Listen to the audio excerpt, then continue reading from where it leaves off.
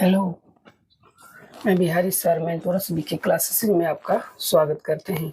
आज हम लोग फिजिक्स क्लास 12 चैप्टर 1 का विद्युत फ्लक्स पढ़ने वाले हैं। विद्युत फ्लक्स क्या है? तो विद्युत के किसी सतह के लंबवत गुजरने वाली कुल विद्युत क्षेत्र रेखाओं के संख्या को विद्युत फ्लक्स कहते हैं। ठीक है, देखिए इस परिभाषा को हम बोर्ड पर लिख रहे हैं। विद्युत के किसी सतह के लंबवत गुजरने वाली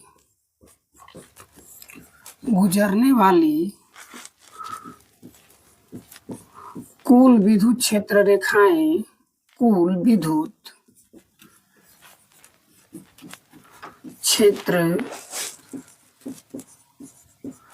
रेखाएं के कुल संख्या को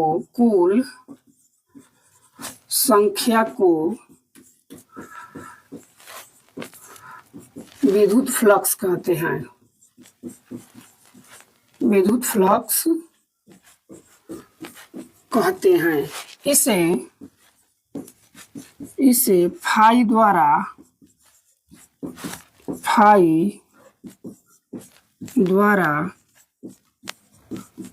सूचित किया जाता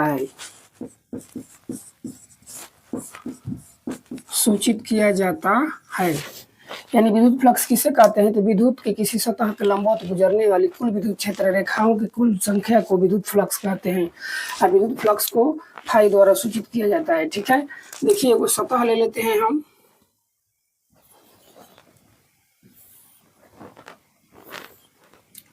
इससे विद्युत क्षेत्र रेखाएं गुजारेंगे। ठीक है, अगर इससे आर पर हो जाए तो समझेंगे इसके पास का है, फ्लक्स है।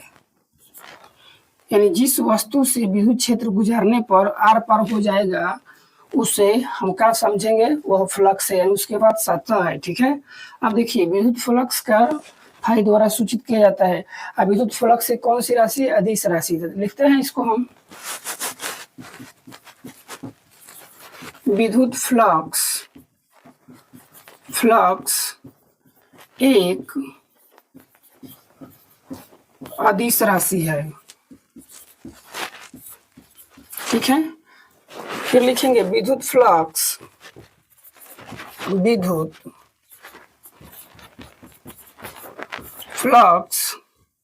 का एसआई मात्रक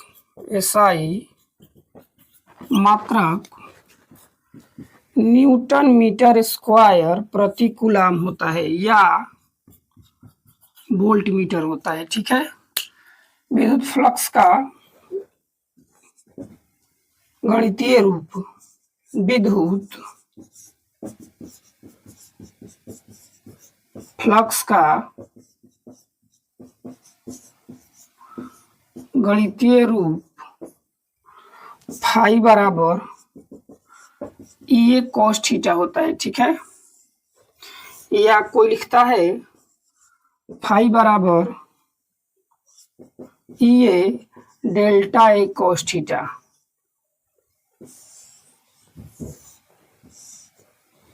ठीक है ना।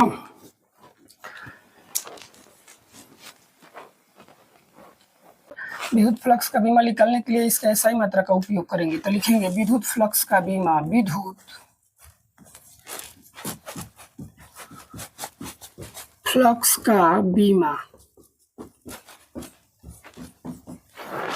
देखिए विद्युत फ्लक्स का बीमा निकालते हैं हम ना। विद्युत फ्लक्स का बीमा यानी फाई बराबर का होता है? फाई बराबर होता है न्यूटन मीटर स्क्वायर प्रति कूलम।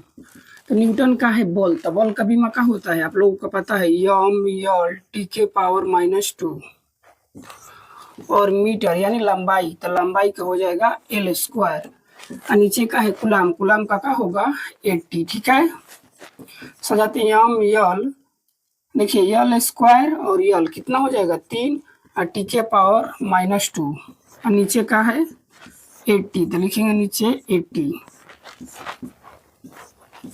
अब 80 को ऊपर ले जाइए तो हो जाएगा ml⁻³ T⁻²। अब ए ऊपर जाएगा तो -1, टी भी ऊपर जाएगा तो क्या हो जाएगा -1, ठीक है। फिर लिखेंगे यल 3। अब देखिए -2 और -1 गुणा पावर क्या होगा, जुटेगा, यानी यल 3 टी के पावर -3 और क्या हो जाएगा A-1, यानी विद्युत फ्लक्स का बीमा क्या हो जाएगा यल क्यू टी के पावर -3 और ए के पावर -1, ठीक है ना।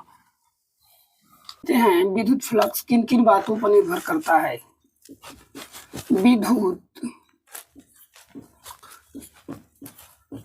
विद्युत फ्लक्स किन किन बातों पर निर्भर करता है, किन किन बातों पर निर्भर करता है।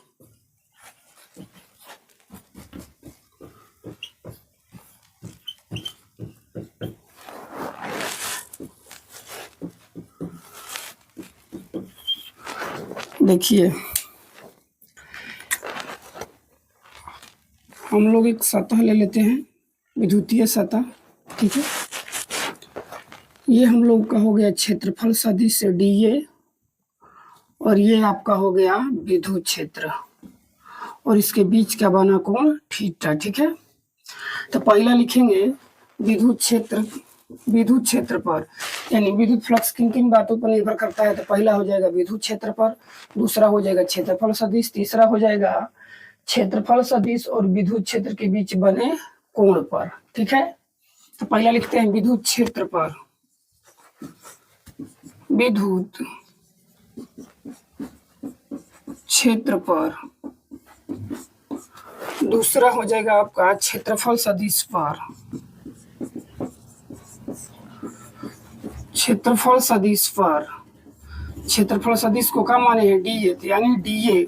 अब लिखेंगे तीसरा क्षेत्रफल सदिश, क्षेत्रफल सदिश, क्षेत्रफल सदिश और विद्युत क्षेत्र, विद्युत क्षेत्र के बीच बने कोण पर, ठीक है। यानी विद्युत फ्लक्स तीन बातों पर निर्भर करता है, कौन कौन, विद्युत क्षेत्र पर, दूसरा क्षेत्रफल सदिश पर, तीसरा क्षेत्रफल सदिश और विद्युत क्षेत्र के बीच बने कोण पर, ठीक है। अब वो क्वेश्चन होता है कि विद्युत फ्लक्स का मान अधिकतम कब होता है, ठीक है। तो विद्युत फ्लक्स का मान अधिकतम कब होगा, जब क्षेत्रफल सदिश और विद्युत क्षेत्र की दिशा एक ही हो जाए, तब विद्युत फ्लक्स का मान अधिक हो जाता है, ठीक है। तो इसको लिखते हैं हम क्वेश्चन, विद्युत फ्लक्स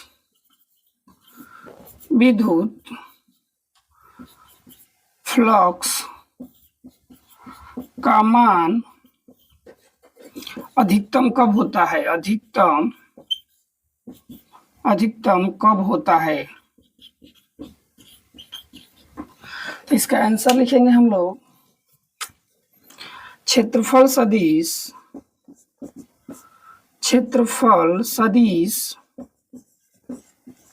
और विद्युत क्षेत्र की दिशा, विद्युत क्षेत्र की दिशा दोनों एक ही ओर हो, एक ही ओर हो, तब विद्युत फ्लक्स का मान अधिकतम होता है, अधिकतम होता है, ठीक है। यानी विद्युत फ्लक्स का मान अधिकतम कम होता है जब क्षेत्रफल सदिश की दिशा और विद्युत क्षेत्र की दिशा दोनों एक ही तरफ हो जाएगा, तो विद्युत क्षेत्र रेखाएं का अधिक पार होगी ना, जिससे विद्युत फ्लक्स का मान बढ़ जाता है।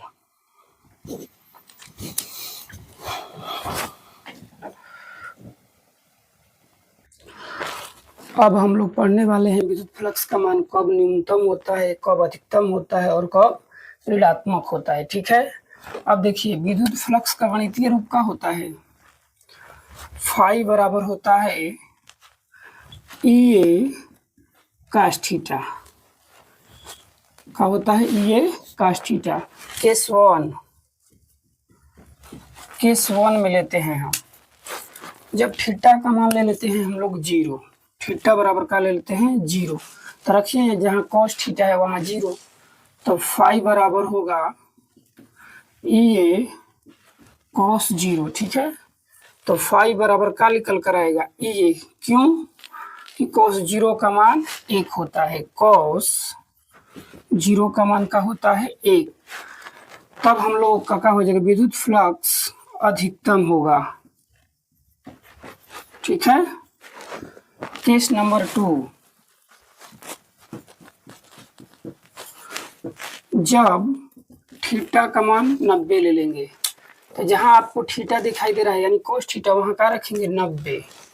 तो जब 90 लेंगे तो ये cos 90, तो फाई बराबर का हो जाएगा ये, और cos 90 का मान 0, यानी फाई का मान 0 कब आया, जब थीटा का मान 90 रहे, तब विद्युत फ्लक्स का होगा न्यूनतम होगा, ठीक है। केस नंबर 3, जब थीटा का मान ले लेंगे 180, तो रखिए उसमें फाई बराबर ये cos 180, तो फाई बराबर का आएगा ये cos 180 का मान होता है -1, तो फाई बराबर आ जाएगा माइनस ये। जब फाई बराबर माइनस ये आ गया, तब हम लोगों का फ्लक्स का हो जाएगा ऋणात्मक, का होगा ऋणात्मक। देखिए सवाल एगो पूछता है कि विद्युत फ्लक्स का मान न्यूनतम कब होगा, तो न्यूनतम कब होगा, जब थीटा का मान 90 रहेगा तो विद्युत फ्लक्स का मान न्यूनतम होगा, और जब थीटा का मान 0 रहेगा तो विद्युत फ्लक्स का मान अधिकतम होगा, जब थीटा का मान 180 रहेगा तो विद्युत फ्लक्स का मान ऋणात्मक होगा, ठीक है।